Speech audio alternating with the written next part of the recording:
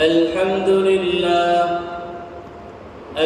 لله نحمده ونستعينه ونستغفره ونؤمن به ونتوكل عليه ونعوذ بالله من شرور أنفسنا ومن سيئات أعمالنا من يهده الله فلا مضل له ومن يضلله فلا هادي له وأشهد أن لا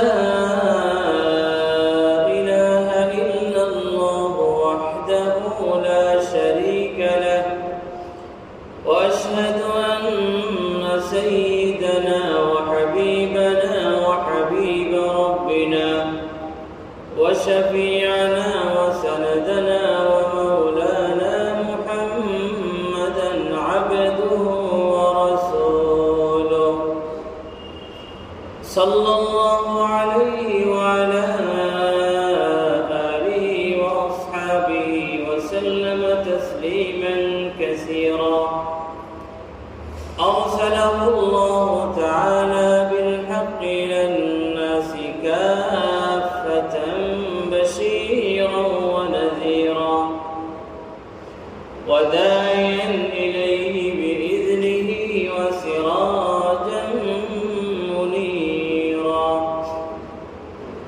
أما بعد فأعوذ بالله من الشيطان الرجيم بسم الله الرحمن الرحيم ألف لام را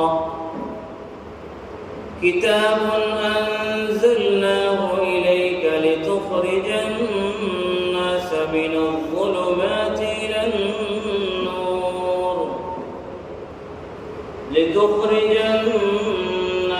من الظلمات إلى النور بإذن ربهم إلى صراط العزيز الحميد وقال النبي صلى الله عليه وسلم خيركم من تعلم القرآن وعلمه رواه الإمام البخاري رحمه الله تعالى وغيره من الأئمة من حديث عثمان بن عفان رضي الله عنه يا رب صل على النبي وآله ما فاض نبع بالجداول أو جرى يا رب صل على النبي محمد ما شج جرح في سبيلك وانبرى صلى عليك الله يا خير الورى تعداد حبات الرمال وأكسرا صلى عليك الله ما غيث هما فوق السهول وبالجبال وبالقرى صلوا على المختار أحمد إنه أزكى الأنام وخير من وطئ الثرى بارك الله لي ولكم في القرآن العظيم ونفعني وإياكم بالآيات والذكر الحكيم ونحن على ذلك من الشاهدين والشاكرين والحمد لله رب العالمين صلى الله على سيدنا ومولانا محمد وعلى آله وأصحابه وسلم صلى الله على سيدنا ومولانا محمد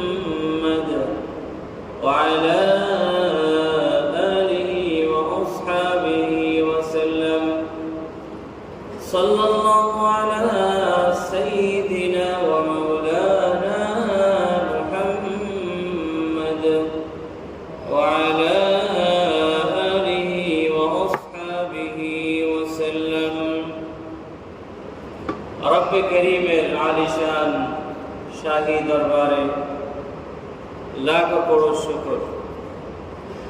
তিনি আমাদেরকে পবিত্র জিলহজ মাসের তৃতীয় জুমাবারে সালাতুল জুমআ আদায় করার উদ্দেশ্যে তার পবিত্র ঘর মসজিদে আসা, নামাজের অপেক্ষায় অপেক্ষমান হয়ে বসে থাকার তৌফিক দান করেছেন। সেজন্য আমরা সবাই বলি আলহামদুলিল্লাহ। আল্লাহ সুবহানাহু ওয়া তাআলা আমাদেরকে অসংখ্য অগণিত নিয়ামত দান করেছেন। আমরা যদি তার নিয়ামত গণনা করতে বসি আমাদের জীবন শেষ হয়ে যাবে, কিন্তু গণনা করে শেষ করতে পারবো না। আল্লাহ সুবহানাহু ওয়া তাআলা কোরআনে কারীমের মধ্যে বলেছেন, ওয়া ইন তাউদ্দু নি'মাতাল্লাহি লা তুহসুহা। হে আমার বান্দারা, তোমরা যদি আমার নিয়ামত গণনা করতে বসো, গণনা শুরু করো, তাহলে তোমরা গণনা করে শেষ করতে পারবে না। আল্লাহ সুবহানাহু ওয়া তাআলা নিয়ামত সমূহের মধ্য থেকে বড় ধরনের একটি নিয়ামত হচ্ছে তিনি আমাদেরকে সর্বশেষ নবী, সর্বশ্রেষ্ঠ নবী, প্যারা হাবিব হযরত মুহাম্মদুর রাসূলুল্লাহ সাল্লাল্লাহু আলাইহি ওয়াসাল্লামের উম্মত হওয়ার তৌফিক দান করেছেন। এটা আল্লাহ সুবহানাহু ওয়া তাআলার যত নিয়ামত আছে সেই সমস্ত নিয়ামত সমূহ থেকে বড় ধরনের নিয়ামত। আর নবীজিকে আল্লাহ সুবহানাহু ওয়া তাআলা যে সমস্ত অলৌকিক বিষয় দিয়েছিলেন, যেগুলি দেখে মানুষ দলে দলে মুসলমান হয়েছিল, সেই মুআজিজা বা অলৌকিক বিষয়সমূহ থেকে বড় মুআজিজা হচ্ছে আল কোরআনুল কারীম। নবীজির জীবদ্দশায় অনেক মুআজিজা প্রকাশ পেয়েছিল, অনেক অলৌকিক বিষয় প্রকাশ পেয়েছিল, কিন্তু নবীজি এই দুনিয়া থেকে চলে যাওয়ার সাথে সাথে ওই অলৌকিক বিষয়গুলিও অনেকটা চলে গেছে। কিন্তু কোরআনে কারীমের যে মুআজিজা, কোরআনে কারীমের যে অলৌকিকতা, এটা নবীজির জীবদ্দশায় ছিল, পরেও ছিল, কিয়ামত পর্যন্ত থাকবে। কোরআনে কারীম গবেষণা করে করে অনেক গবেষক ইসলামের পথ পাচ্ছে, অনেক বৈজ্ঞানিক কোরআনে কারীম এবং কোরআনে কারীমের মধ্যে যা কিছুর বর্ণনা আল্লাহ সুবহানাহু ওয়া তাআলা দিয়েছেন সেগুলি রিসার্চ করে করে অনেকেই দেখা যাচ্ছে হক পথ এর দিশা পাচ্ছে। সুতরাং আল্লাহ সুবহানাহু ওয়া তাআলার পক্ষ থেকে আমাদের নবীজি সাল্লাল্লাহু আলাইহি ওয়াসাল্লামকে দেওয়া যে সমস্ত মুআজিজা এবং অলৌকিক বিষয় ছিল, তার থেকে কোরআনে কারীম হচ্ছে বড় ধরনের একটি মুআজিজা।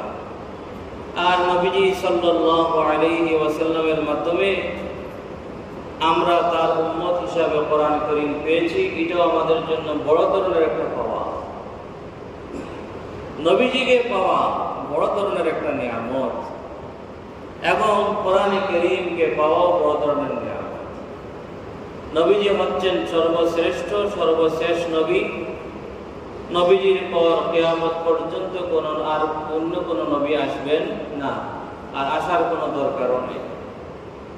কারণ নবীজিকে আল্লাহ সুবহানাহু ওয়া তাআলা সর্বশ্রেষ্ঠ করে এবং পরিপূর্ণ ধর্ম দিয়ে পাঠিয়েছেন, যে ধর্মের পর অন্য আরো কোনো ধর্ম এর কোনো প্রয়োজন নেই। কিয়ামত পর্যন্ত নবীজি সাল্লাল্লাহু আলাইহি ওয়াসাল্লামের নবুয়ত চলবে, কিয়ামত পর্যন্ত নবীজি সাল্লাল্লাহু আলাইহি ওয়াসাল্লামের রিসালাত চলবে, কিয়ামত পর্যন্ত আল্লাহ সুবহানাহু ওয়া তাআলার কাছে একমাত্র গ্রহণযোগ্য ধর্ম হিসাবে ইসলাম ধর্মই থাকবে। যতদিন পর্যন্ত ইসলাম ধর্ম থাকবে ততদিন পর্যন্ত কিয়ামত কায়েম হবে না। আর যেদিন ইসলাম ধর্মের উপর আমল করনেওয়ালা একজনও বাকি থাকবে না, তখন দুনিয়াও আর বাকি থাকবে না, তখন কিয়ামত কায়েম হয়ে যাবে। লা তাকুমুস সাআহ হাত্তা লা ইউকাল আল্লাহ আল্লাহ। যতদিন পর্যন্ত আল্লাহর জমিনে আল্লাহ আল্লাহ বলার মতো কেউ থাকবে, তথা ইসলাম ধর্মের উপর যতদিন পর্যন্ত কেউ থাকবে, কিয়ামত কায়েম হবে না। ইসলাম ধর্ম এটা কিয়ামতের রূহ বা জান বলা যায়। যখন ইসলাম ধর্মের উপর কোনো আমল থাকবে না, হাত্তা লা ইউকাল আল্লাহ আল্লাহ, তখন কিয়ামত কায়েম হবে। সুতরাং নবীজি সাল্লাল্লাহু আলাইহি ওয়াসাল্লামের উম্মত হতে পারা এটা অনেক বড় একটি নিয়ামত। তদ্রূপ নবীজি সাল্লাল্লাহু আলাইহি ওয়াসাল্লাম এর মাধ্যমে কোরআনে কারীম পাওয়াটাও আল্লাহ সুবহানাহু ওয়া তাআলার নিয়ামত সমূহের মধ্য থেকে অনেক বড় নিয়ামত। ইন্না নি'মাতাল কোরআন মিনান নি'মিল উযমা, বড় ধরনের নিয়ামত থেকে একটি।